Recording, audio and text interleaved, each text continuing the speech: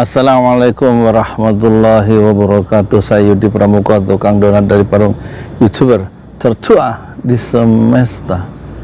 Saya ingin mengomentari ucapan Pak Jokowi. Katanya kalau anggota keluarga TNI dan Polri itu harus ikut disiplin Polri dan TNI, meskipun di grup WA itu nggak boleh punya pendapat yang tidak disiplin atau semacam menentang perpindahan ibu kota negara. Kalau sipil boleh, tapi kalau emak-emak anggota keluarga di TNI Polri harus tidak punya pendapat kecuali ikut pendapat pemerintah ya.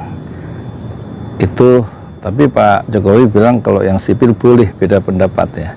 Nah, saya ikut beda pendapat dari orang-orang yang civil society ya. Dan kita lihat ada pendapat yang menarik dari Azumardi, kemungkinan proyek IKN itu mangkrak ya, karena belum tentu ada yang mau meneruskan proyek itu setelah ada pergantian presiden. Dan kemungkinan kalau mangkrak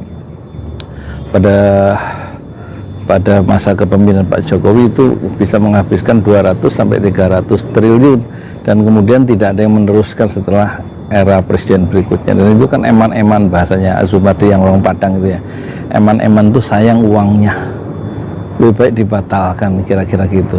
Dan ini perlu diperhatikan karena yang bicara seorang intelektual ya, nggak ada punya kepentingan politik kecuali betul-betul dia melihat fakta-fakta dan proyeksi dan kemungkinan-kemungkinan secara akademis ya. Dan dia mencontohkan seperti zamannya Pak SBY itu komplek olahraga Hambalang itu mangkrak entah berapa triliun, dan kita tidak bisa menuntut apa-apa kan terhadap Presiden SBY dengan proyek yang mega proyek yang mangkrak itu.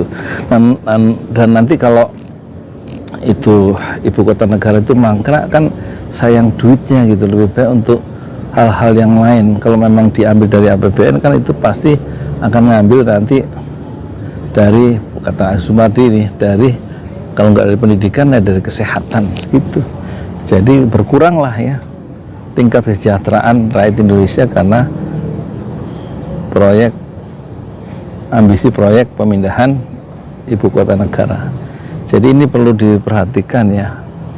Biasanya pemikiran seorang filsuf, katakan Azumardi itu filsuf gitu, itu biasanya bisa membayangkan yang tidak bisa dibayangkan oleh orang biasa atau seorang politisi ya.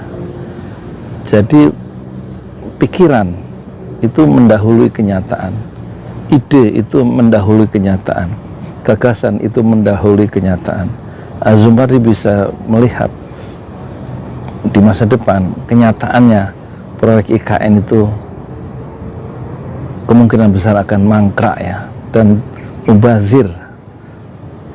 Mungkin bisa tahun kedua bisa upacara 17 Agustus tahun 2024, tapi setelah itu kemungkinan presiden berikutnya tidak ada yang mau meneruskan proyek IKN, dan itu artinya proyek itu menghabiskan separuh jalan sekitar 300 triliun dan kemudian hilang sia-sia. Dan itulah yang disebut mangkrak, atau uang yang sudah keluar sekian triliun itulah yang disebut oleh Azumardi sebagai eman-eman. Sayang sekali uang dihambur-hamburkan gitu maksudnya ya. Saya setuju ya.